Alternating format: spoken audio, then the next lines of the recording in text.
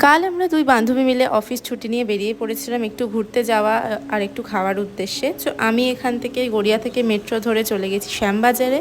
ওখানে নেমে বান্ধবীর সাথে দেখা করে হেঁটে হেঁটে চলে গেছি হচ্ছে হাতিবাগানে। তো এখানে কি কোথায় আমরা খেয়েছি লাঞ্চটা সেটা একবার দেখে নাও। আমরা চলে গেছিলাম হচ্ছে কলকাতা রাজবাড়িতে।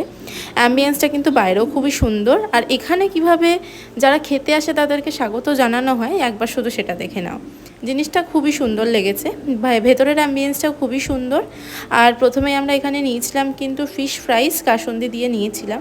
তো এরপরে আমরা নিয়েছিলাম হচ্ছে মহারাজা থালি, এর সাথে কিন্তু আমাদের লস্যিও দেওয়া হয়েছিল। তো মহারাজা থালিতে দেখো কত কিছু আইটেমস ছিল, আমি তো নামও ভুলে গেছি, আর লাস্টে কীভাবে খাবো সেটাই আমরা বুঝতে পারছিলাম না যে পুরো আমরা খাবো কী করে। তো যাই হোক আমরা খেয়ে নিয়েছি।